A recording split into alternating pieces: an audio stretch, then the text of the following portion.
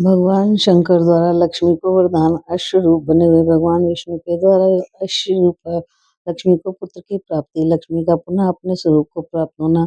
व्यास जी बोले, राजन है उनकी उत्पत्ति का इतिहास बतलाता हूँ, सुनो। एक बार लीला में भगवान विष्णु ने लक्ष्मी जी को घोड़ी बनने का शाप दे दिया था। उनकी प्रत्येक लीला में रहस्य होता है, उसको वह ही जानते हैं। श्री लक्ष्मी जी को इससे क्लेश तो बहुत ही हुआ, परंतु वह भगवान को प्रणाम करके तथा उनकी आज्ञा लेकर मृतलोक में चली गईं, और जहाँ सूर्य की पत्नी ने पूर्व समय में अत्यंत कठिन तप किया था, वहीं भगवती लक्ष्मी घोड़ी का रूप धारण करके रहने लगी। वहीं सुरोपणाक्षा नामक स्थान के उत्तर तट पर यमुना और तमसा नदी का संगम था। संपूर्ण मनोरथ पूर्ण करने वाले उस स्थान को सुंदर वन सुशोभित कर रहे थे। वहीं रहकर भगवती लक्ष्मी जो सबकी कामनाएं पूर्ण करते हैं तथा जिनका मस्तक चंद्रमा से अलंकृत रहता है, उन त्रिशूलधारी भगवान शंकर का एकाग्रचित से ध्यान करने लगी। उनके 5 मुख और 10 भुजाएं हैं। भगवती गौरी अर्धांगिनी बनकर उनकी शोभा बढ़ा रही हैं, जिनका कर्पूर के समान गौर शरीर अत्यंत प्रकाशमान है, जिनका कंठ नीला है और 3 आंखें हैं, जो बागंबर पहने और हाथी के चर्म की चादर ओढ़े हुए हैं, जिनके गले में नरमुंड की माला सुशोभित है तथा जो सांप का यज्ञोपवीत पहने हुए हैं। उन भगवान शंकर के ध्यान में लक्ष्मी संलग्न हो गई। उस पावन तीर्थ में रहकर सुंदर घोड़ी का रूप धारण करके उन्होंने बड़ी कठिन तपस्या की। राजन, भगवान शंकर का ध्यान करते हुए लक्ष्मी जी के मन में पूर्ण वैराग उत्पन्न हो गया था। देवताओं के वर्ष से 1000 वर्ष तक उनकी तपस्या चलती रही। तदंतर 3 नेत्रों वाले भगवान शंकर प्रसन्न होकर बैल पर चढ़े और पधारे और उन्होंने साक्षात दर्शन दिया। साथ पार्वती जी भी विराजमान थी। उस समय विष्णु प्रिया महामाया लक्ष्मी जी घोड़े के रूप में विराजमान होकर तप कर रही थी। भगवान शंकर ने अपने गणों सहित वहां पहुंचकर उनसे कहा, कल्याणी जगदम्बे, तुम क्यों तपस्या कर रही हो? मुझे इसका कारण बताओ, क्योंकि तुम्हारे पतिदेव संपूर्ण मनोरथ पूर्ण करने में समर्थ हैं, अखिल लोक के अध्यक्ष हैं। देवी श्री हरि को जगत स्वामी माना जाता है। ऐसे मुक्ति प्रदान करने वाले जगत प्रभु भगवान वसुदेव को छोड़कर तुम मेरी आराधना क्यों कर रही हो? पति की सेवा करना स्त्रियों के लिए सनातन धर्म माना गया है। पति चाहे कैसा भी हो, कल्याण की अभिलाषा रखने वाली स्त्री ही के लिए भी सनातन धर्म माना गया। पति चाहे कैसा भी हो, कल्याण की अभिलाषा रखने वाली स्त्री उसकी सेवा में सदा तत्पर है।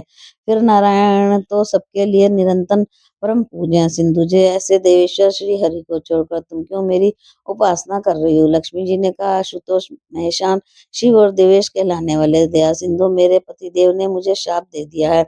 आप उस शाप से मेरा उद्धार करने की कृपा कीजिए। शंभु, उन्होंने शाप से छुटकारा पाने का उपाय भी बतला दिया। उन्होंने कहा, कमला ले, जब तुमसे पुत्र उत्पन्न हो जाएगा तब शाप से मुक्त होकर वैकुंठ में स्थान पा जाओगी। भगवान पतिदेव के यूं कहने पर मैं तपस्या करने के विचार से इस तपोवन में आ गई। संपूर्ण मनोरथ पूर्ण करने वाले आप परम प्रभु को मैंने अपना आराध्य मान लिया है। देवदेव, इस समय मैं पतिदेव के सानिध्य से वंचित हूँ। मुझे धर्म पत्नी को छोड़कर वह वैकुंठ में विराज रहे हैं, फिर उनके अभाव में मैं पुत्रवती कैसे हो सकती हूँ? देवेश शंकर, यदि आप प्रसन्न हो तो वर देने की कृपा करें। आप में और श्री हरि में कभी किंचित मात्र भी भेदभाव नहीं है। गिरिराज को प्रेम प्रदान करने वाले प्रभु मैं पति देव के पास थी, तभी से मुझे यह रहस्य ज्ञात हुआ है। जो आप हैं वही वह हैं, जो वह हैं वही आप हैं, इसमें किंचित मात्र संदेह नहीं है। महादेव, आप दोनों महानुभाव एक ही हैं, ये समझकर मैंने आपका चिंतन किया है, अन्यथा आपकी सेवा करने से मैं दोष की भागिनी बन जाती। भगवान शिव बोले, देवी में और श्रीहरि बिल्कुल एक है, तुमको इस रहस्य का कैसे पता लगा? सिंधुजे, मुझसे सच्ची बात बताने की कृपा करो। देवता, मुनि, ज्ञानी और वेद के पारगामी पुरुष भी तर्क वितर्क में पड़े रहकर इस एकत्व के रहस्य को नहीं समझ पाते। मेरे बहुत से भक्त भगवान विष्णु की और उनके भक्त मेरी निंदा करने में सदा तत्पर रहते हैं। देवी, कलयुग में इस बात की बड़ी विशेषता रहेगी। समय के भेद से भेदभाव बढ़ता चला जा रहा है। भद्रे, मुझमें और श्री हरि में सम्यक प्रकार से एकता है। ये भाव जानना प्राय सबके लिए महान कठिन है, फिर भी तुम कैसे जान गई? व्यास जी कहते हैं, इस प्रकार प्रसन्न होकर जब भगवान शंकर ने लक्ष्मी जी से पूछा, तब उन्होंने इस ज्ञात प्रसंग को बतलाना आरंभ किया। उस समय वह भी कम प्रसन्ना थी। लक्ष्मी जी ने कहा, देवेश, एक समय की बात है, भगवान विष्णु एकांत में पद्मासन लगाए बैठे ध्यान कर रहे थे। जब यूं तप कर रहे थे तब उन्हें देखकर मुझे महान आश्चर्य हुआ। थोड़ी देर बाद उनकी समाधि टूट गई। उनके मुख प्रसन्नता के किरणें झलक रही थी। तब मैंने अनुकूल जानकर विनय पूर्वक उनसे पूछा, प्रभु आप देवताओं के अध्यक्ष एवं जगत के स्वामी हैं। जिस समय देवता, दानव और ब्रह्मा प्रभृति सबने मिलकर समुद्र का मंथन किया था, जब मैं उससे निकली थी तब मेरे मन में विचार आया कि किस किसको पति चुन लूं। अतः मैंने सब और दृष्टि दौड़ाई। उस समय आप ही संपूर्ण देवताओं से श्रेष्ठ हैं। इस निर्णय पर पहुंचकर मैंने आपको पतिदेव बना लिया। सर्वेश आप फिर किसका ध्यान कर रहे हैं? ये प्रसंग मेरे मन को महान आश्चर्य में डाल रहा है। कैटभारे आप मेरे परम प्रेमी, मेरी इस मानसिक उलझन को दूर करने की कृपा कीजिए। भगवान विष्णु बोले, प्रिय मैं हृदय में जिनका ध्यान कर रहे हैं उनका परिचय देता हूँ, सुनो। पार्वती पति भगवान शंकर सबसे प्रधान माने जानते हैं, परंतु तुरंत प्रसन्न हो जाना उनका स्वाभाविक गुण है। उन देवाधिदेव के पराक्रम की कोई सीमा नहीं। कभी तो ऐसा होता है कि त्रिपुरासुर का वध करने वाले वह देवेश मेरा ध्यान करते हैं और कभी मैं उनका करता हूँ। उनका प्रिय प्राण मैं हूँ और मेरे प्रिय प्राण वे हैं। हम दोनों का चित्त परस्पर गुंथा हुआ है, अतः दोनों में किंचित मात भेद नहीं समझना चाहिए। विशाल लोचने जो भगवान शंकर से द्वेष करते हैं, मेरे भक्त ही क्यों ना हो, किंतु नरक में जाना उनके लिए अनिवार्य है। मैं ये बिल्कुल सत्य बता रहा हूँ। पार्वती पति एकांत ने मेरे पूछने पर सर्वसमर्थ देवादिदेव भगवान विष्णु ये प्रसंग स्पष्ट रूप से मुझे सुना चुके हैं। अतः श्री हरि के अभिन्न प्रेमी जानकर मैं आपका ध्यान कर रही हूँ। महेशान शान आप ऐसा कीजिए जिससे मेरे पति देव का मिलन सुलभ हो जाए। व्यास जी कहते हैं, लक्ष्मी जी की ये कथन सुनकर निरुपम वक्ता भगवान शंकर ने मधुर वचनों से उन्हें आश्वासन देते हुए कहा, सुंदरी धैर्य रखो, मैं तुम्हारी तपस्या से परम संतुष्ट हूँ। तुम्हारे पतिदेव तुमसे अवश्य मिलेंगे, इसमें कोई संदेह नहीं है। वह जगदीश्वर मुझसे प्रेरित होकर तुम्हारी कामना पूर्ण करने के लिए अश्व का रूप धारण करके यहीं पधारेंगे। मैं उन मधुसूदन श्री हरि को इस प्रकार उत्साहित करूंगा जिससे वह अश्वरूप धारण करके यहाँ आ जाए। सुप्रभु, तुम उनके जैसे पुत्र की जननी अवश्य होगी। तुम्हारे पुत्र के सामने सभी लोग मस्तक झुकाएंगे और ये भूमंडल का राजा होकर रहेगा। महाभागे पुत्र प्रसव करने के पश्चात तुम तुरंत अपने पतिदेव के साथ वैकुंठ चली जाओगी और पुनः तुम्हें उनकी प्राण प्रिय रूप में रहने का सौभाग्य सुलभ हो जाएगा। तुम्हारा ये पुत्र एक वीर नाम से प्रसिद्ध होगा। उसी से भूमंडल पर है संज्ञ क्षत्रियों की वंशावली विस्तृत होगी। सिंधुजे, तुम हृदय में विराजमान रहने वाली परम देवी भगवती जगदम्बा की इसमें प्रकार से शरण ग्रहण करो। व्यास जी कहते हैं, इस प्रकार लक्ष्मी जी को वरदान देकर गौरीपति भगवान शंकर पार्वती सहित अंतर्धान हो गए। लक्ष्मी वहीं रहकर भगवती जगदम्बा की अत्यंत मनोहर चरण कमल का ध्यान करने में तत्पर हो गए। पतिदेव हृदय का रूप धारण करके यहाँ कब आधारेंगे, इस प्रतीक्षा में प्रेम पूर्वक गदगद वाणी से बार बार श्री हरि की स्तुति करती रही। व्यास जी कहते हैं, लक्ष्मी को वर देकर भगवान शंकर तुरंत कैलाश चले गए। वहां पहुंच जाते ही भगवान शंकर ने परम बुद्धिमान चित्ररूप को दूत बनाकर लक्ष्मी जी का कार्य सिद्ध करने के लिए कुंठ भेज दिया। भगवान शिव ने कहा, चित्ररूप, तुम श्री हरि के पास जाकर उनसे मेरी बात कहो। तुम्हें ऐसा यत्न करना चाहिए जिससे वह अपनी पत्नी श्री लक्ष्मी देवी का शोक दूर करने में संलग्न हो जाए। भगवान शंकर के कहने पर चित्ररूप तुरंत वहां से वैकुंठ के लिए चल दिए।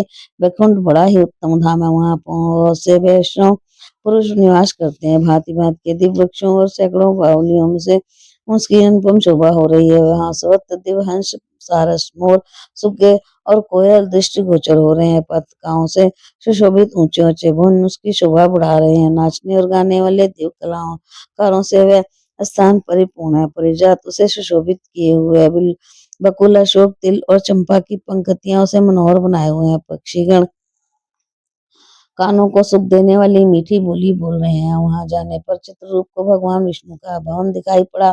वहां जय और विजय नामक दो द्वारपाल हाथों में छड़ी लेकर विराजमान थे। चित्ररूप ने प्रणाम करके कहने लगे। चित्ररूप ने कहा, द्वारपालो, तुम लोग शीघ्र परम प्रभु श्री हरि को समाचार दो कि शंकर का भेजा हुआ दूत द्वार पर आया खड़ा है। चित्ररूप की बात सुनकर परम बुद्धिमान द्वारपाल जय अंदर गया। श्री हरि को प्रणाम करके सामने खड़ा हो गया और हाथ जोड़कर कहने लगा, देव देव, रमाकांत, करुणाकर, केशव, इस समय भगवान शंकर का दूत द्वार पर आकर ठहरा है। गरुड़ ध्वज, आप आज्ञा दीजिए, उसे यहाँ आने दिया जाए या नहीं, किस काम से आया है, ये आया है मैं नहीं जानता। उसका नाम चित्ररूप है। भगवान विष्णु अंतर्यामी है। दूत के आने का कारण उनसे छिपा नहीं रहा। जय की बात सुनकर उन्होंने कहा ठीक है उसे यहाँ ले आओ। भगवान शंकर के सेवक चित्ररूप बड़े ही विलक्षण पुरुष थे। श्री हरि की आज्ञा पाकर जय तुरंत बाहर गए और चित्ररूप से बोले आइए अंदर पधारिए। चित्ररूप का जैसा नाम था वैसे ही आकृति थी। जय के साथ भीतर जाने पर उन्होंने भगवान विष्णु को साष्टांग प्रणाम किया और हाथ जोड़कर खड़े हो गए। उन्होंने अत्यंत अद्भुत रूप बना लिया था। उनके प्रत्येक अंग से नम्रता टपक रही थी। भगवान विष्णु ने हंसकर चित्ररूप से पूछा अनक देवादिदेव भगवान शंकर सा परिवार कुशल से है ना? उन्होंने तुम्हें यहाँ कैसे भेजा? स्वयं उनका कोई कार्य अथवा देवता उनका कोई कार्य सामने उपस्थित हो गया। दूत ने कहा गरुड़ध्वज इस जगत के कौन सी बात आपसे छुपी है? आप तीनों कालों की बातें जानते हैं, फिर भी इस समय जो समस्या उपस्थित है वह आपसे कहता हूँ।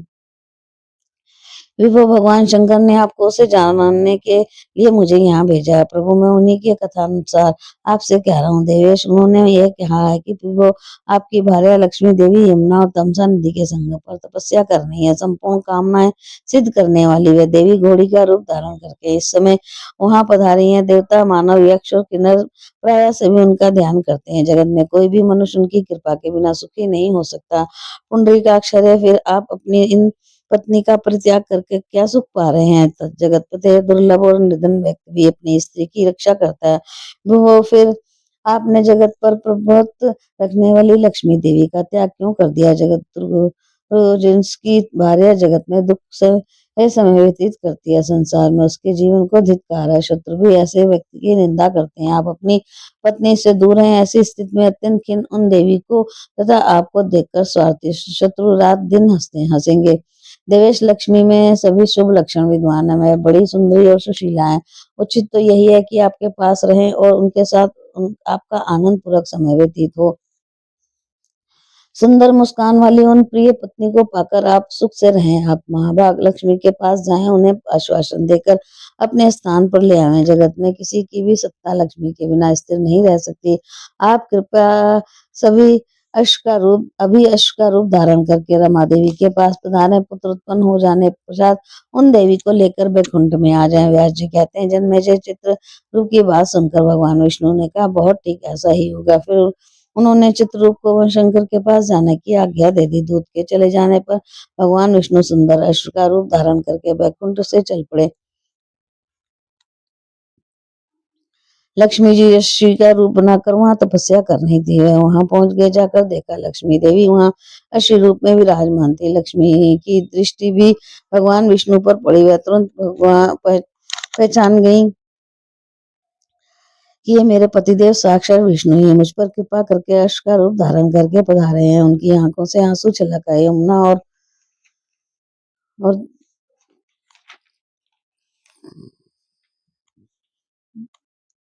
तमसा के संगम को सब लोग पवित्र मानते हैं। उस स्थान पर भगवान विष्णु लक्ष्मी का परस्पर मिलन हुआ था। श्री रूप धारणी लक्ष्मी जी अंतस्थ हो गई। वहीं उन्होंने एक अनुपम गुण संपन्न सुंदर पुत्र उत्पन्न किया। तदंतर भगवान विष्णु ने हंसकर लक्ष्मी जी से कहा अब तुम अश्री का शरीर त्याग कर पूर्वत देह धारण कर लो। हम दोनों अपने वास्तविक देह शरीर धारण करके बैकुंठ चलेंगे। सलोचने तुमसे उत्पन्न हुआ एक कुमार यहीं रहे। तदंतर भगवती लक्ष्मी और भगवान नारायण दोनों दिव्य शरीर धारण करके एक उत्तम विमान पर विराजमान हुए। देवताओं ने अश्वगान आरंभ किया। भगवान अपने परम धाम में पधारना ही चाहते थे कि भगवती लक्ष्मी ने उन प्राणपति श्री हरि से कहा नाथ इस बालक को भी साथ ले लीजिए, मैं इसका त्याग नहीं करना चाहती। प्रभु आपके समान प्रतिभा युक्त ये मेरा पुत्र प्राणों से भी बढ़कर प्रिय है। मधुसूदन इसे लेकर ही हम लोग वैकुंठ चले।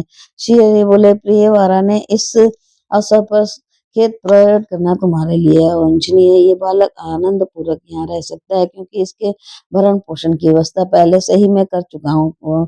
मोरू इस पुत्र त्याग में जो एक प्रधान कारण है उसे अब मैं बताता हूँ, सुनो। भूमंडल पर यति के वंश में तुर्वसु नाम के एक राजा है। उनके पिता ने उनका लोक प्रसिद्ध नाम हरिवर्मा रखा है।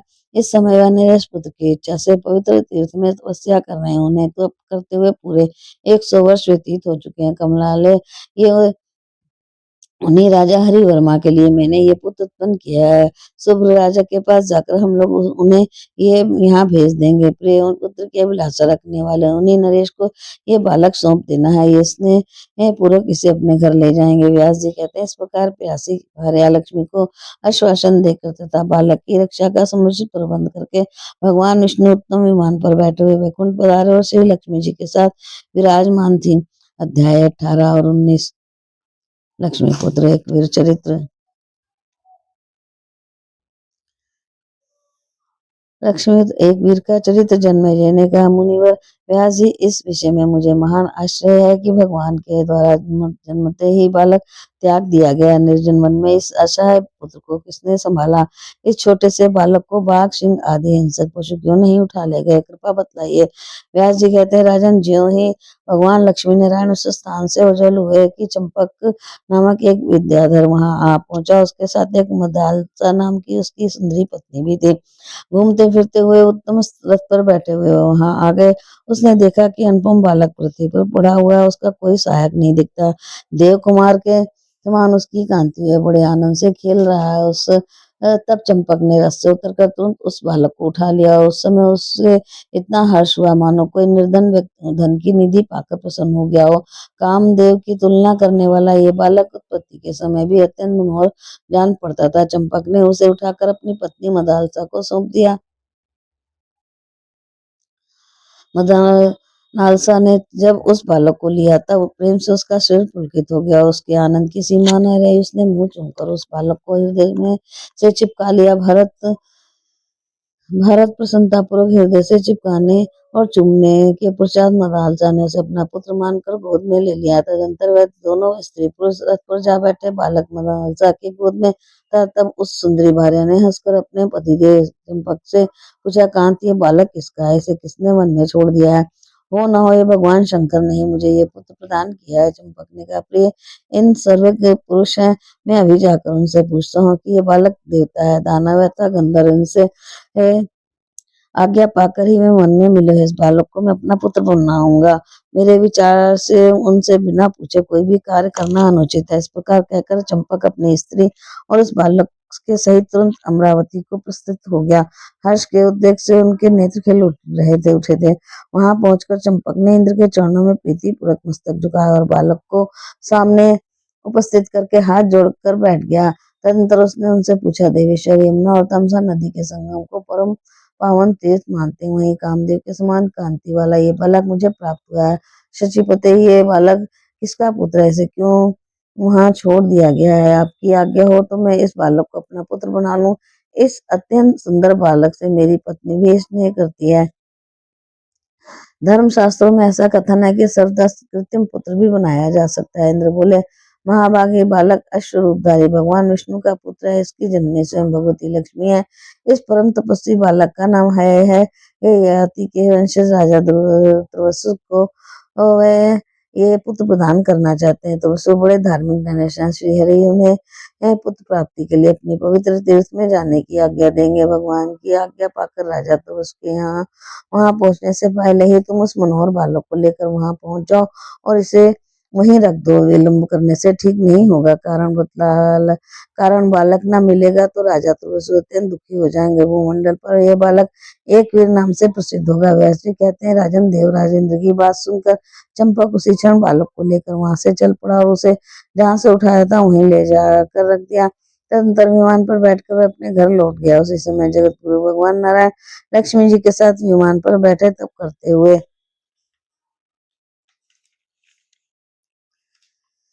राजा के पास पधारे और राजा हरिवर्मा ने देखा भगवान विष्णु विमान से उतर रहे हैं। तब राजा ने के हर्ष की सीमा न रही। वह दंड के समान भगवान के सामने पृथ्वी पर पड़ गए। पृथ्वी पर पड़े हुए अपने इस भक्त को भगवान ने आश्वासन दिया और कहा, बस उठो। तब राजा हरिवर्मा ने भी भक्ति पूर्वक स्पष्ट शब्दों में श्री हरि की इस प्रकार स्तुति की, देवेश्वर, अखिल लोक प्रभु, कृपा निधि, जगत गुरु रमेश, मुझ अज्ञानी जन के लिए आपका दर्शन अवश्य अत्यंत दुर्लभ है, क्योंकि योगी लोग भी इसे पाने में सफल रहते हैं। जिसकी इस पर शांत हो चुकी है तथा जो विषयों से सर्वथा विरक्त हैं, उन्हीं को अपना दर्शन मिलना आपका दर्शन मिलना संभव है। भगवान अनंत देव देव में केवल आशा लगाए बैठा था, वास्तव में आपके दर्शन पाने के अधिकारी नहीं था। इस प्रकार राजा हरिवर्मा की स्तुति करने पर भगवान विष्णु ने अमृतमयी वाणी में उनसे कहा, राजन, मैं तुम्हारी तपस्या से परम संतुष्ट हूँ, तुम्हें अभिलाषित वर दे रहा हूँ, इसे स्वीकार करो। उस समय भगवान श्री हरि राजा हरिवर्मा के सामने विराजमान थे। राजा ने उनके चरणों में मस्तक झुकाकर कहा, मुरारे, मैंने पुत्र के लिए तप किया था, आप अपने पैर जैसा पुत्र मुझसे देने की कृपा करें। राजा हरिवर्मा की प्रार्थना सुनकर देवाधिदेव भगवान श्री विष्णु ने उनसे यूं कहा, यति नंदन, तुम यमुना और तामसा नदी के पावन संगम तीर्थ पर अभी चले जाओ। तुम जैसा चाहते हो वैसा ही पुत्र मैंने वहां रख छोड़ा है। राजन, मेरे वीर से उत्पन्न उस पुत्र में असीम शक्ति है, लक्ष्मी स्वयं उसकी जननी है, तुम्हारे लिए ही उसे उत्पन्न किया गया आता है, ऐसे स्वीकार कर। भगवान विष्णु वाणी बड़ी ही मधुर थी। उसे सुनकर राजा हरिवर्मा के मन में प्रसन्नता की लहरें उठने लगी। उधर भगवान उन्हें वर देकर लक्ष्मी जी के साथ वैकुंठ पधार गए। भगवान के चले जाने पर यतीत नंदन राजा हरिवर्मा एक अत्यंत सुंदर रथ पर सवार होकर के प्रसन्नता पूर्वक वहां गए जहाँ वह बालक विराजमान था। भगवान के मुखारविंद से वह सब बातें सुन रहे थे।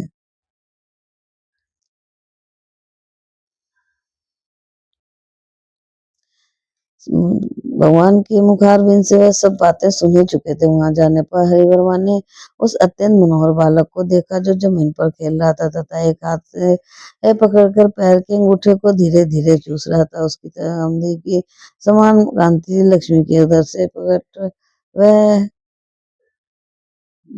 प्रकट हुए बालक भगवान नारायण का अंश था। श्री हरि के तुल्य ही उसमें शक्ति भी थी। उसे देखकर श्री हरिवर्मा के नेत्र कमल हर्ष से खिल उठे। प्रेम के समुद्र में गोता खाते हुए और नरेश ने तुरंत उस बालक को अपने कर कमलों में उठा लिया और उन्होंने प्रसन्नता पूर्वक का मस्तक सूंघा। उसे गोद में लेकर वह अत्यंत आनंदित हुए और उसके अत्यंत सुंदर मुख को देखते हुए उनकी आंखों में प्रेमाश्रु गिरने लगे। राजा ने उस बालक से कहा, पुत्र, माता लक्ष्मी और भगवान विष्णु की कृपा प्रसाद से तुम मुझे प्राप्त हुए हो, क्योंकि नरक भोग के दुख से डरकर मैंने तुम जैसे पुत्र की कठिन तपस्या की है। तपस्या के 100 वर्ष पूरे होने पर लक्ष्मीकांत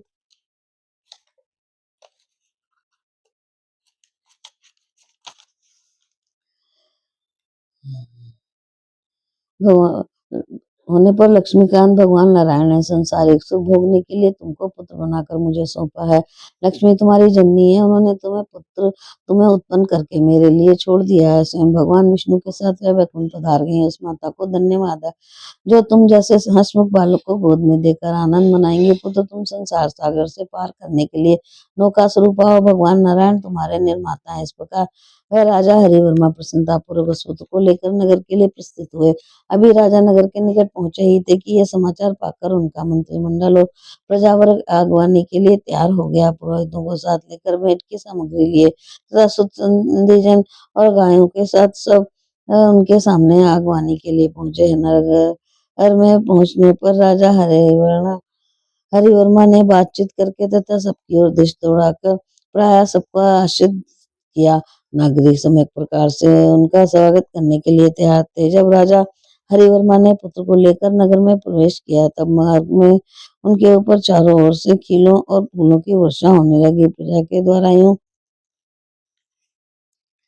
सम्मानित होकर वह नरेश मंत्रियों के साथ अपने समृद्धशाली महल में गया। हर्षपूर्वक उस अभिनव पुत्र को हाथ में लेकर उन्होंने रानी को सौंप दिया। उस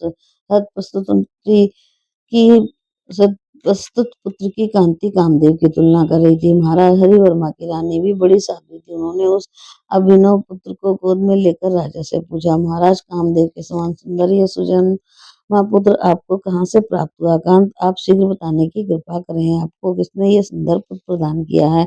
इसको देखकर अब मेरा मन अपने वश में नहीं रहा है। तब राजा ने बड़ी प्रसन्नता के साथ रानी से कहा, प्रिय भगवान लक्ष्मी नारायण ने मुझे ये पुत्र प्रदान किया है। लीला लोलाक्षी, इस महान शक्तिशाली पुत्र की जननी साक्षात भगवती लक्ष्मी है। भगवान विष्णु के अंश से इसका प्राकट्य हुआ। रानी इस बालक को लेकर आनंद से में निमग्न हो गई। राजा ने बड़े समारोह के साथ पुत्र उत्सव मनाया। याचकों को प्रचुर धन दिया, बहुत से बाजे बजाए और गीत गाए गए। उत्सव करके राजा हरिवर्मा ने अपने पुत्र का नाम एक वीर रखा, महाराज हरिवर्मा। इंद्र के समान पराक्रमी थे, विष्णु के समान 10 गुण वाले। पुत्र को पाकर उनके मन में अपार हर्ष हुआ था। पुत्र का ऋण से मुक्त होकर वह आनंद पूर्वक समय व्यतीत करने लगे। इस प्रकार अखिल देवादिदेव भगवान नारायण की कृपा से सर्वगुण संपन्न पुत्र पाकर इंद्र तुल्य पराक्रमी महाराज हरिवर्मा अपने भगवान में भवित साथ आनंद का अनुभव करने लगे। उनके यहाँ भांति भांति के सभी सुख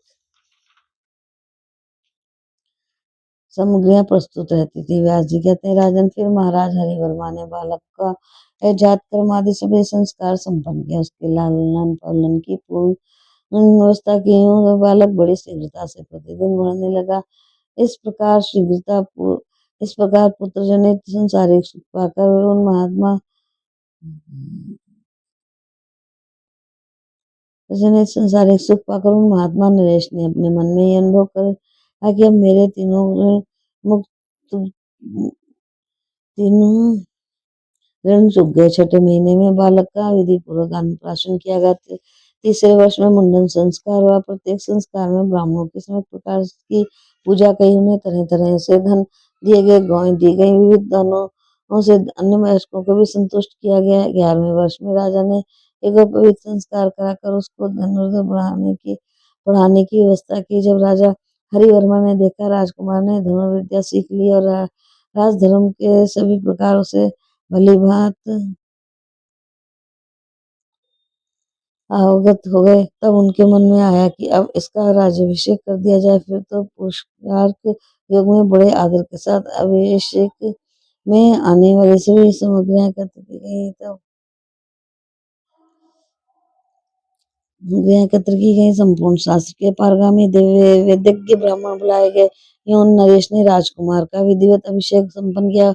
उस शुभ अवसर पर स्वयं राजा ने तीर्थों और समुद्र के जल से राजकुमार का अभिषेक किया। ब्राह्मणों को धन देने के पश्चात राजा ने कुमारों को राजगद्दी पर बैठाने की व्यवस्था की। यूं एक वीर को राजा बनाकर एक और सहयोग मंत्रियों से नियुक्त करके महाराज हरिवर्मा रानी सहित वन में चले गए। उन्होंने इंद्रियों पर पूर्ण अधिकार प्राप्त कर लिया था। मैनाक पर्वत के शिखर पर उनका तृतीय वानप्रस्थाश्रम व्यतीत होने लगा। वह जंगली पत्ते और फल खाकर निरंतर भगवान शंकर की आराधना में जुटे रहे। इस प्रकार रानी सहित राजा की दिनचर्या चलने लगी। प्रारब्ध कर्म शेष होने पर उनका पंचभौतिक शरीर शांत हो गया। अपने शुभ कर्म के प्रभाव से उन्होंने स्वर्ग लोक में स्थान प्राप्त किया। पिताजी का स्वर्गवास हो गया, यह सुनकर के है एक वीर ने वैदिक विधि के अनुसार उनका अर्धोदैहिक संस्कार किया। पिता की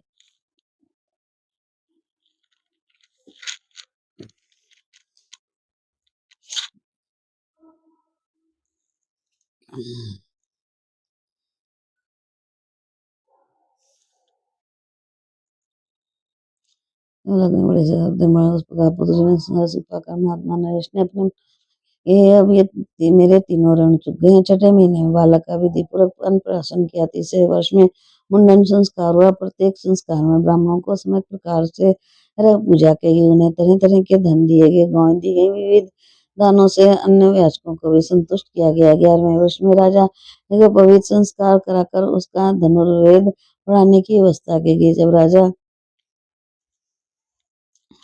हरिवर्मा ने देखा कि राजकुमार ने धनुर्विद्या सीख ली और राजधर्म के सभी प्रकार से भली भांति अवगत हो गए हैं, तब उनके मन में आया कि अब इसका राज्याभिषेक कर देना चाहिए। फिर तो पुरुषार्थ योग में बड़े आदर के साथ अभिषेक में आने वाली सभी सामग्रियां एकत्र की गई। संपूर्ण शास्त्र के पारगामी वेद नरेश ने राजकुमार का विधिवत अभिषेक संपन्न किया। उस शुभ अवसर पर स्वयं राजा ने तीर्थों और समुद्र के जल से राजकुमार का अभिषेक किया। ब्राह्मणों को धन देने के पश्चात राजा ने राजकुमार को राजगद्दी पर बैठाने की व्यवस्था की। एक वीर को राजा बनाकर और सहयोग मंत्रियों को नियुक्त करके महाराज हरिवर्मा रानी सहित उनमें चले गए। उन्होंने इंद्रियों पर पूर्ण अधिकार प्राप्त कर लिया था। मेनक व्रत के शिखर पर उनका तृतीय वानप्रस्थाश्रम व्यतीत होने लगा।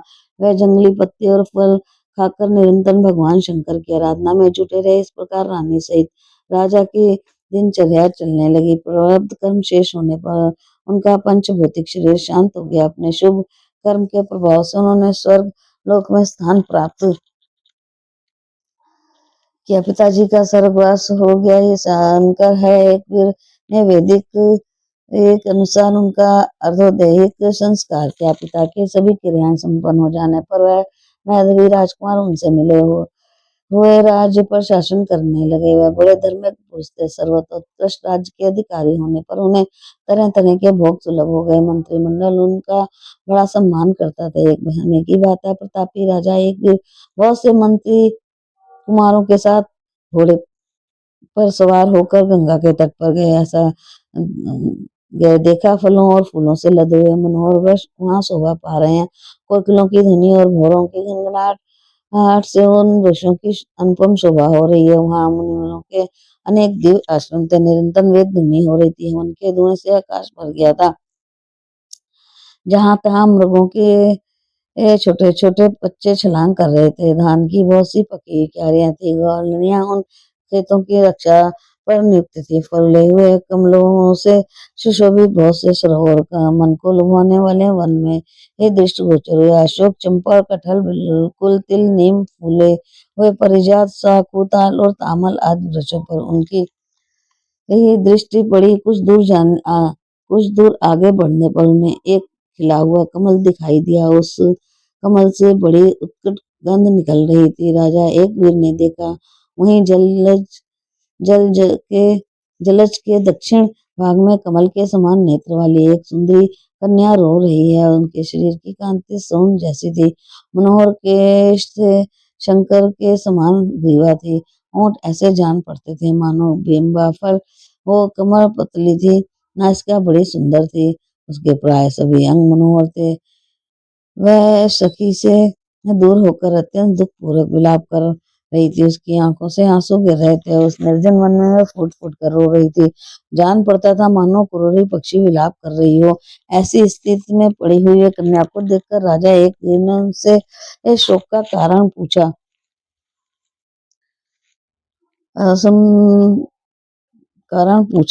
सुनसे तुम अपना परिचय दो, कौन हो? सुवर्ण ने तुम्हारे पति कौन है? सुंदरी बताओ, तुम गंधर्व अथवा देवताओं की कन्या हो तो नहीं हो? तुम्हारे रोने का क्या कारण है? बोले, तुम कैसे अकेली खड़ी हो? पिक सुरे,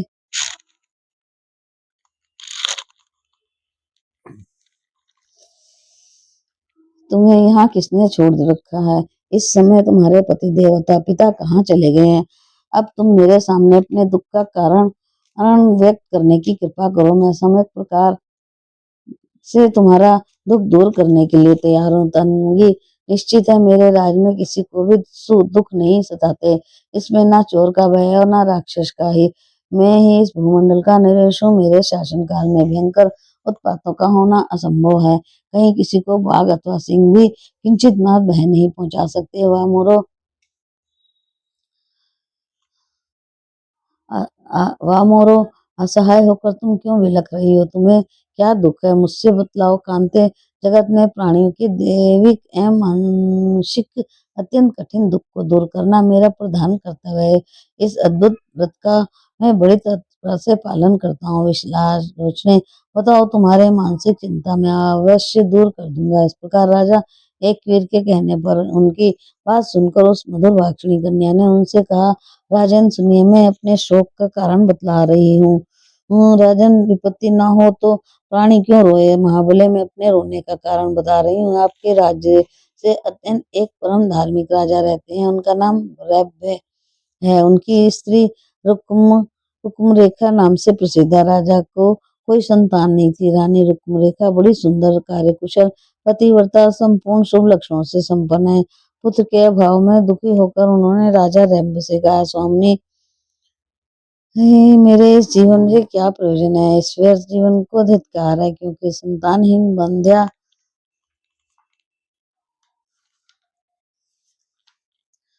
स्त्री जगत में कभी सुख नहीं पा सकती। इस प्रकार पत्नी से प्रेरणा पाकर राजा रैम्ब उत्तम पुत्रष्टि यज्ञ करने के लिए तत्पर हुए। उन्होंने यज्ञ के विशेषज्ञ ब्राह्मणों को बुलाया और विधि पूर्वक सब यज्ञ क्रियाएं संपन्न की। पुत्र की अभिलाषा से उन नरेश ने शास्त्रोक्त प्रकार से प्रचुर धन दान किया। यज्ञ में निरंतर घी की आहुतियां दी जाती थी।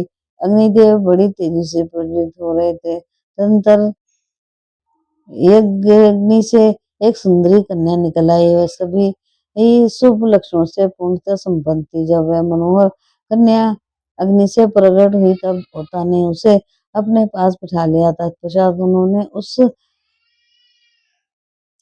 सुंदरी कन्या को लेकर राजा रंभ से कहा, राजन इस पुत्री को ले लो, ये सभी उत्तम लक्षण से संपन्न है। हवन करते समय अग्नि से इसकी उत्पत्ति हुई है।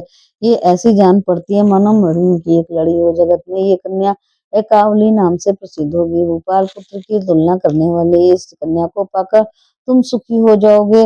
राजन, भगवान विष्णु ने तुम्हें ये कन्या प्रदान की है। इसे पाकर संतुष्ट होना तुम्हारे लिए श्रेयस्कर होगा। पोता की बात सुनकर राजा रम ने उस सुंदरी कन्या को देखा और उन्होंने अत्यंत प्रसन्न होकर उसे गोद ले लिया और उसे अपनी पत्नी रुक्मरेखा को सौंप दिया। देते समय उन्होंने कहा, सौभाग्य तुम इस कन्या को पुत्री रूप से स्वीकार करो। मन को मुक्त कर देने वाले उस कन्या की आंखें कमल के समान सुंदर थी। उसे पाकर रानी रुक्मरेखा के मन में बड़ा आनंद हुआ। वह ऐसी सुखी हुई मानो पुत्र ही उत्पन्न हो गया हो। जात कर्म आदि सभी शुभ मंगली एवं संसार विधि पूर्वक कराए गए। अज्ञात में राजा ब्राह्मणों को अच्छी अच्छी वस्तुएं दक्षिणा में प्रदान की। तदंतर ब्राह्मण वहां से विदा हो गए। राजा रंभ के हर्ष की सीमा न रही।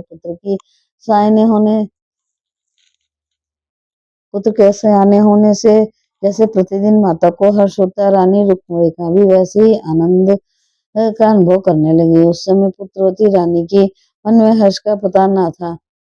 राजा के महल में ऐसा उत्सव मनाया गया जैसे पुत्र के जन्म में मनाया जाता है। पुत्री और पुत्र में किंचित मात्र भेद नहीं है। ये मानकर माता पिता उस कन्या को अत्यंत स्नेह की दृष्टि से देखने लगे। समुद्र में उन्हीं राजा रैम के मंत्री की कन्या हूँ। मेरा नाम यशोवती है। मैं और एकावली दोनों समान अवस्था की हैं।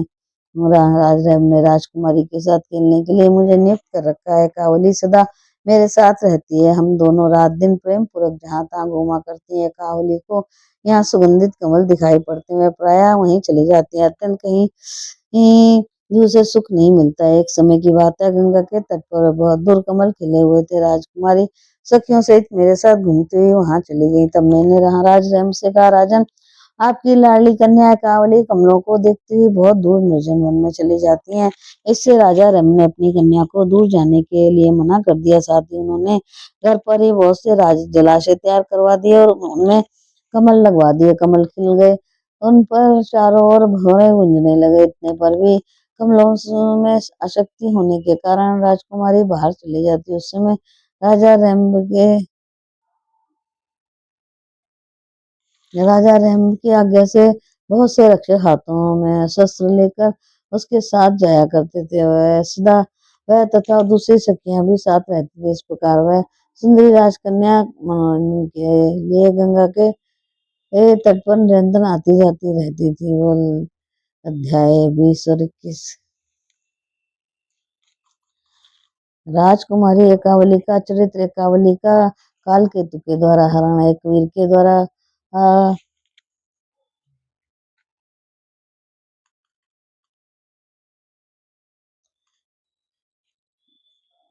केतु के द्वारा वधु एकावली का एक वीर का विवाह। यशोवती ने कहा, एक समय की बात है, सुंदरी एकावली प्रातःकाल अपने सखियों के साथ महल में निकल पड़ी। उसके ऊपर चंवर डुलाए जा रहे थे। रक्षकों को पूर्ण व्यवस्था थी। राजेंद्र उस सुंदरी राजकुमारी के साथ चलने वाले रक्षक पूरे सावधान थे। उनकी भुजाएं आयुधों से सुशोभित थी। मैं भी साथ थी। सुंदर कमल देखकर मनोरंजन के लिए राजकुमारी का वहां आना हुआ था। साथ ही बहुत सी सखियां भी थी। अब जब मैं और एकावली खेलने में व्यस्त थी, उसी समय अकस्मात एक प्रचंड दानव वहां पहुंचा।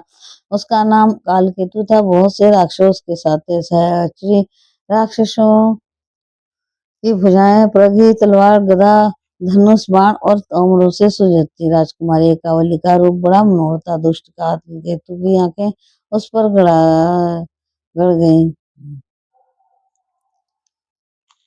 राजा ने उस समय मैंने एकावली से कहा, कमल लोचने देखो ये कोई दानव आ गया था, हम लोग राक्षसों के बीच भाग चले। राजा ने विचार करके सखी एकावली और भी भयभीत होकर तुरंत भाग गई और वहां जहां अस्त्र शस्त्र लिए सैनिक खड़े थे उनके बीच चली गई। वे काल केतु ने हाथ में विशाल गदा उठाई और वह दौड़कर पास आ गया और उस दानव के प्रभाव से रक्षक दूर हट गए। फिर तो कमल नयनी एकावली उसके साथ हाथ लग गई और उसमें राजकुमारी के हृदय में अत्यंत अत्यंत आतंक छा गया। उसका शरीर कांप गया और वह रोने लगी। मैंने उस दानव काल केतु से कहा, तुम इस राजकुमारी को छोड़ दो, मैं साथ चलने को तैयार हूँ, मुझे स्वीकार करो। परंतु मेरी बात अनसुनी करके एकावली को लेकर वह दैत्य चल दिया। राक्षसों ने ठहरो ठहरो कहकर जब महाबली काल केतु को रोका तब भयंकर लड़ाई छिड़ गई। उस दैत्य को एक साथ बहुत से भयंकर राक्षसों अम, एक साथ बहुत से भयंकर राक्षस हाथ में शस्त्र लिए प्रस्तुत थे। अपने स्वामी का कार्य सिद्ध करने के लिए बड़ी तत्परता के साथ वह युद्ध भूमि में उतर जाते आए उतर आए। यूं उन हमारे रक्षों के साथ काल केतु का युद्ध होने लगा। उस महाबली दत्त ने सभी राक्षसों को मार डाला। राजकुमारी उसके अधिकार में आ गई। तदंतर दानवी सेना के साथ वह राक्षस राजकुमारी को लेकर के अपने नगर को साथ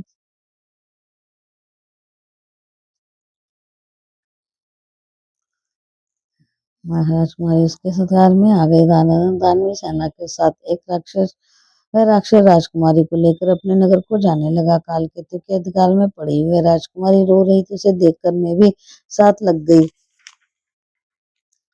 काल केतु से जाते काल केतु से जहां ले जाता था मैं भी वहां चली जाती थी। मेरा अभिप्राय जैसे भी हो रोती ही सखी मुझे देखकर धैर्य धारण कर सके।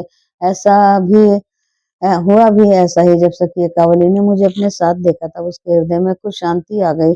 अब मैं राजकुमारी के पास चली गई, उससे बार बार बातें करने लगी। राजन, मेरी सखी एकावली बहुत दुख से अत्यंत घबरा गई थी, उसके शरीर से पसीना टपक रहा था। मेरे पास आ जाने पर घंट से चिपककर बड़े बड़े दुख के साथ वह विलाप करने लगी। उधर काल केतु ने प्रीति प्रदर्शित करते हुए मुझसे कहा, चंचल नेत्र वाली तुम्हारी सखी एकावली डर गई है, तुम उसे आश्वासन देकर मेरा संदेश को। हे प्रिय, मेरा नागर स्वर्ग के समान सुखदाई है। अब तुम उसके समीप आ गई हो, मैं तुम्हारा दास बन गया हूँ, फिर तुम इतनी करुणा के साथ क्यों विलाप कर रही हो? सलोचने स्वस्थ हो जाओ। इस प्रकार कहकर दुरात्मा काल के तू मुझे भी जो एकावली के पास खड़ी थी उत्तम रथ पर बैठाकर बड़ी हतावली के साथ अपनी मनोहर नगरी में चला गया। बड़ी बड़ी भारी सेना उसके साथ थी। उस तत्व का सुख मुख ऐसा प्रसन्न था मानो खिला हुआ कमल। वहां पहुंचने पर उस दानव ने मुझको और एकावली को एक भवन में ठहराया। उस भवन की रक्षा के लिए उसके द्वार बहुसंख्यक राक्षस नियुक्त हो गए। राजन, चर्चा अब दूसरे दिन की बात है। काल के तुमने जब मुझसे कहा कि तुम्हारी सखी एकावली का हृदय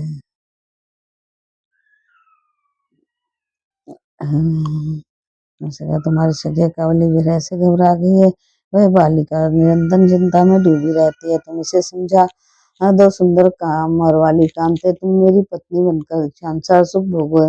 चंद्रवदनी, अब इस राज्य पर तुम्हारा अधिकार रहेगा। मैं सदा के लिए तुम्हारा सेवक बन गया। ये दानव बार बार यही वाक्य कह रहा था। उसे सुनकर मैंने खरा जवाब दिया। मैंने कहा, राजन, ऐसी अप्रिय बात मेरे मुझसे नहीं निकल सकती। तुम स्वयं भी इससे तुम कहो। मेरे कथन के अनुसार कथन के पश्चात इस संसार में दुरात्मा ने मेरी प्यारी सखी कावली से विनय पूर्वक कहा, कशोदरी, तुमने मुझ पर मंत्र प्रयोग कर रखा है। कांते, उस मंत्र को अत्यंत आहत मेरा हृदय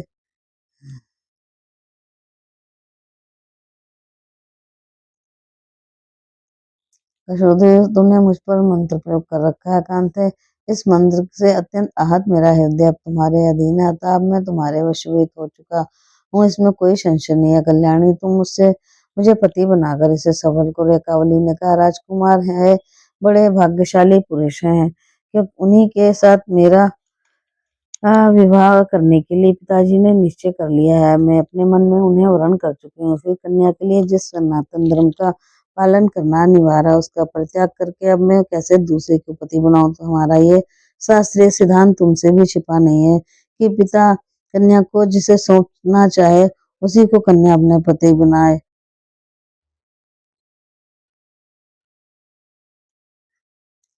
कन्या सदा के लिए परतंत्र है, अपनी इच्छा से वह कभी भी कुछ भी नहीं कर सकती। राजा ने कावली की इस प्रकार कहने पर भी हेमंत दुरात्मा काल केतु अपने निश्चय से नहीं डिगा, कारण वह राजकुमारी पर आसक्त हो चुका था। अतः विशाल लोचने ने कावली और उसके पास रहने वाली मैं दोनों इस पापी के हाथ से मुक्त नहीं हो सकी।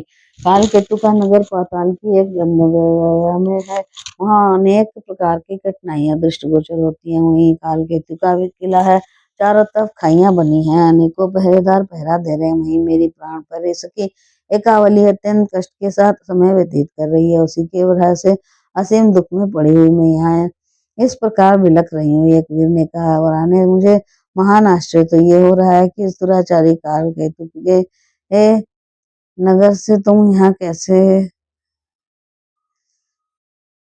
आ सकी। मैं इसका रहस्य तुमसे सुनना चाहता हूँ। राजकुमारी का कथन है,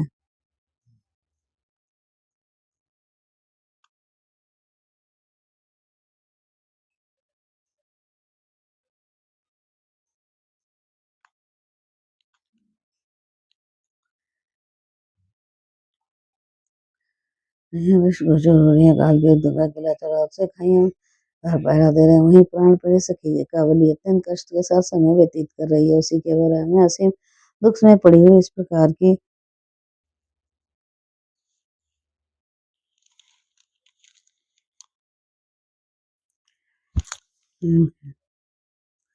प्रकार की कठिनाइयां दृष्टिगोचर होती थी। वहीं काल केतु का किला है, चारों तरफ खाइयां बनी हुई हैं, अनेकों पहरेदार पहरा दे रहे हैं। वहीं से मेरी प्राण प्यारी सखी एकावली अत्यंत कष्ट के साथ समय व्यतीत कर रही है।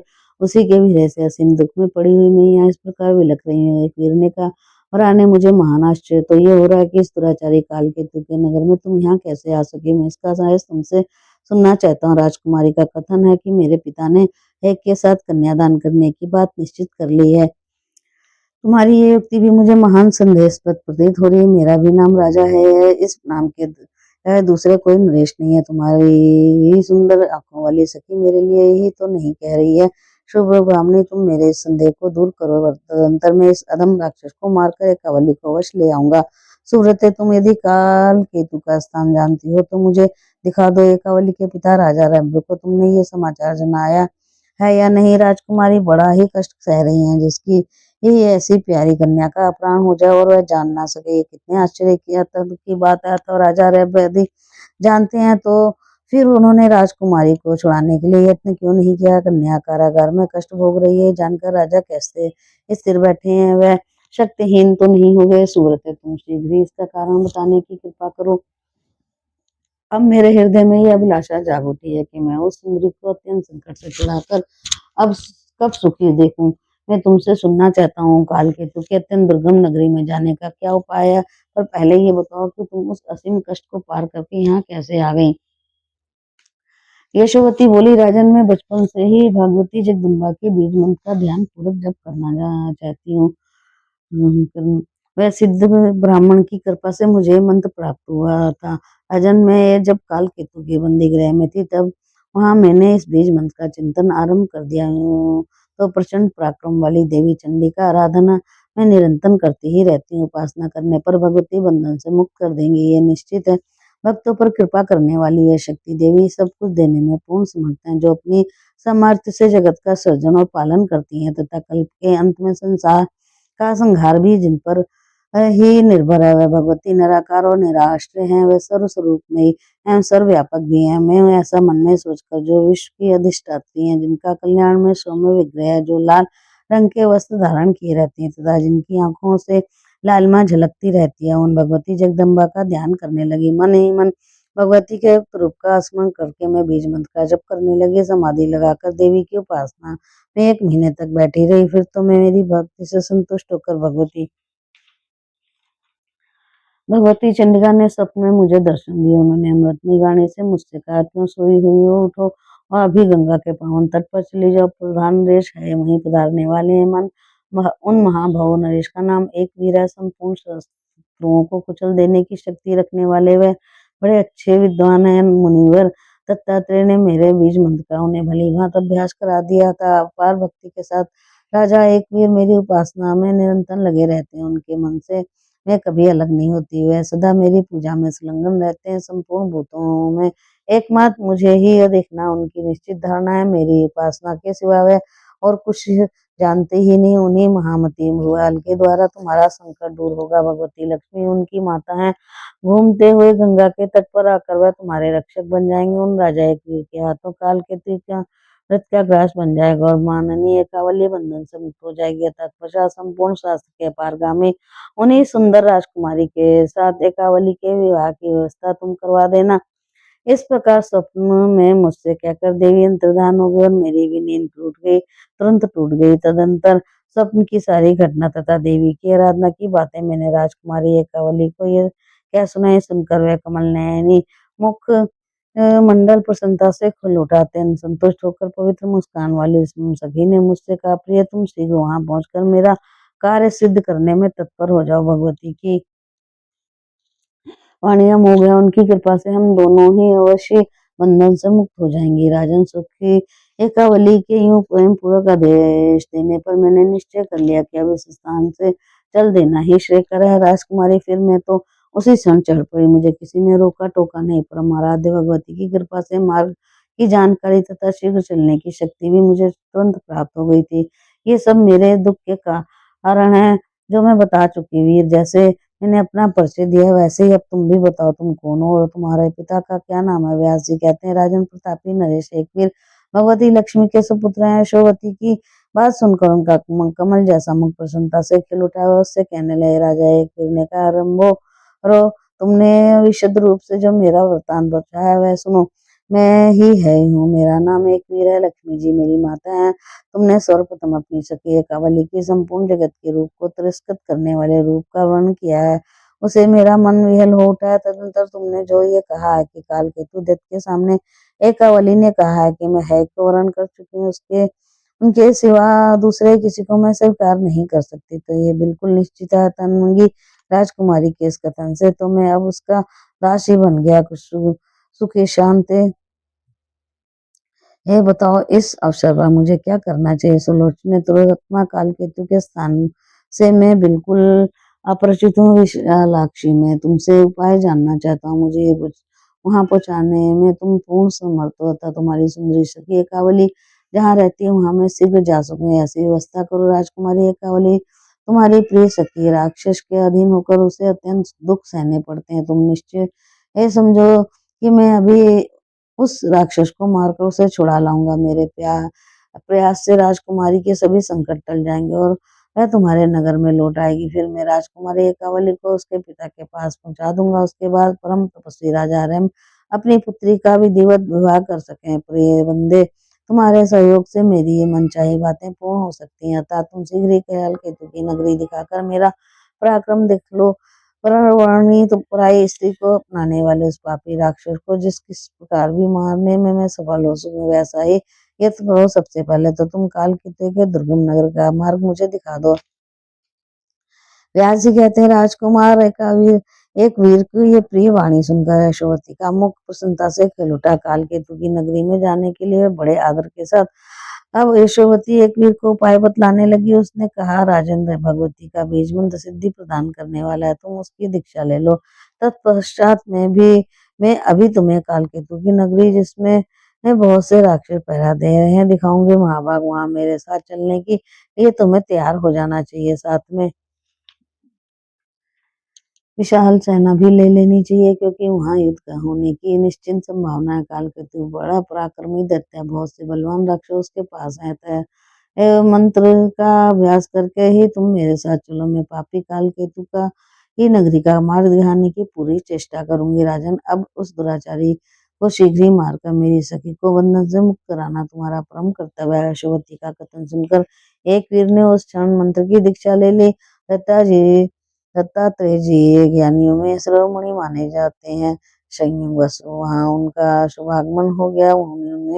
उन्हीं ने योगेश्वरी के महामंत्र का उपदेश दिया था। भगवती के इस मंत्र को त्रिलोकी का तिलक कहते हैं। उस मंत्र के प्रभाव से राजा वीर को सब कुछ जानने तथा सर्वत्र जानने की योग्यता प्राप्त हो गई था।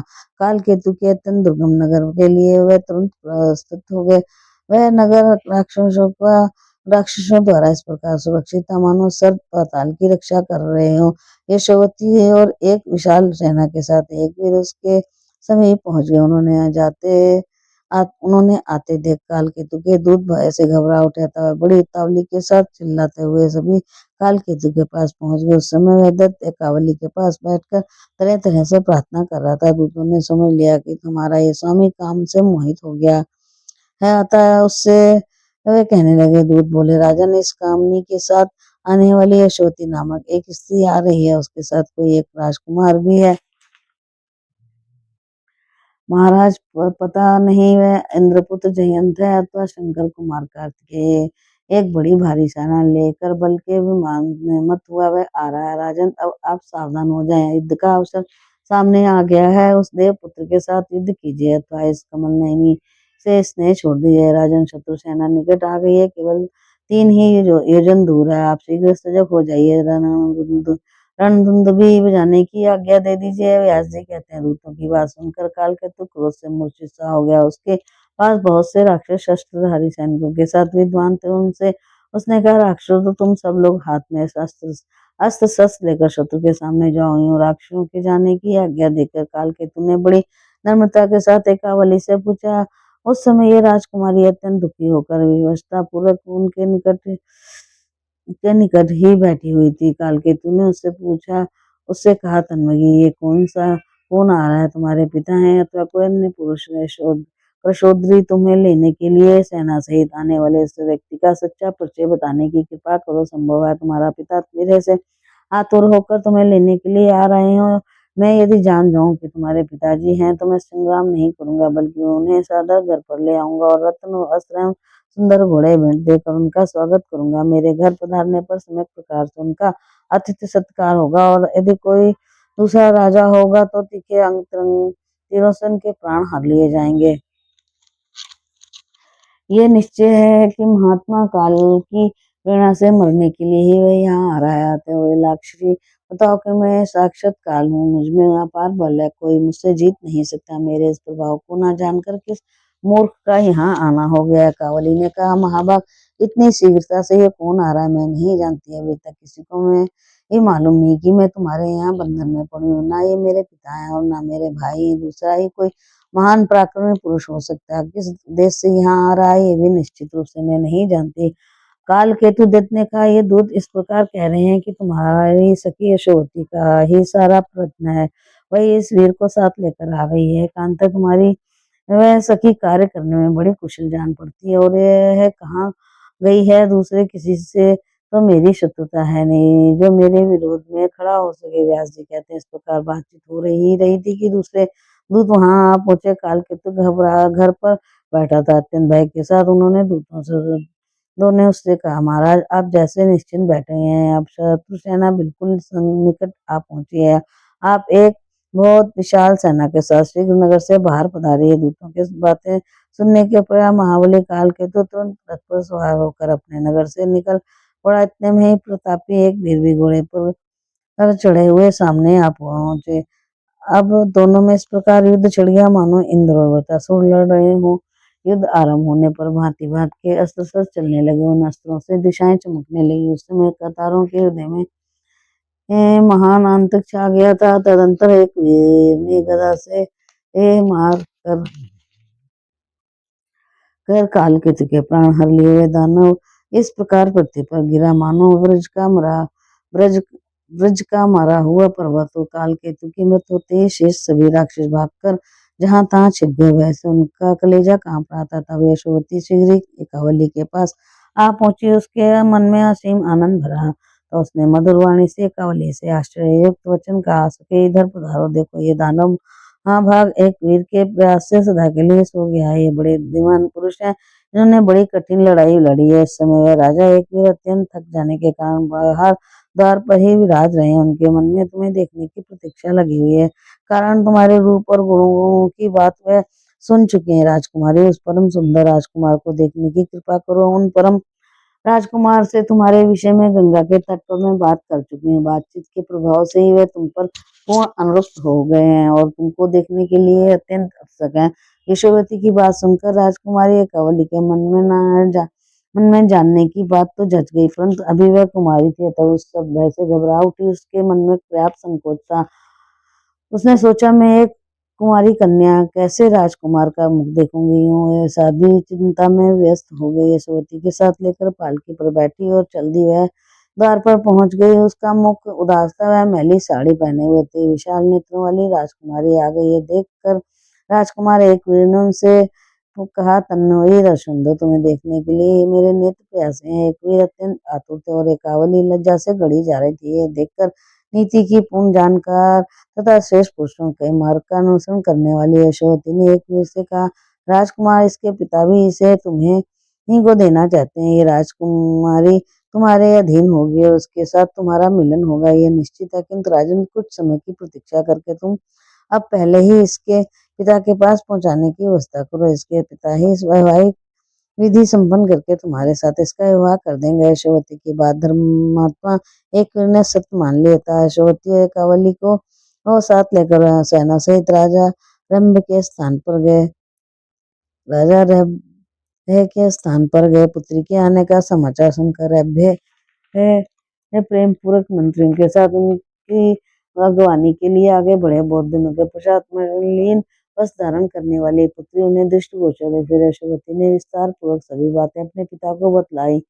तदंतर एक वीर और राजा रंभ परस्पर मिलन हुआ। राजा उन्हें लेकर अपने घर पधारे। शुभ मुहूर्त में विवाह का आयोजन किया गया। विधि पूर्वक ग्रहण संस्कार संपन्न हुआ। दहेज देकर राजा ने भली बात एक वीर का सम्मान किया। तत्पश्चात कन्या को विदा कर दिया गया, साथ में यशोवती को भी भेज दिया गया। इस प्रकार विवाह हो जाने पर महाराज एक वीर के हर्ष की सीमा न रही। अब वह अपने भवन पर पहुंचे और प्यासे ही भार्य एकावली के साथ ले रहकर भांति भांति के भोग भोगने लगे। उन्होंने एकावली के गर्भ से एक पुत्र उत्पन्न किया जो कार्तवीर नाम से विख्यात हुए। उन्होंने कार्तवीर के पुत्र कार्तवीर कृतवीर के पुत्र कार्तवीर हैं। इस प्रकार में इस वंशावली का वर्णन कर चुका। अध्याय 22 और 23।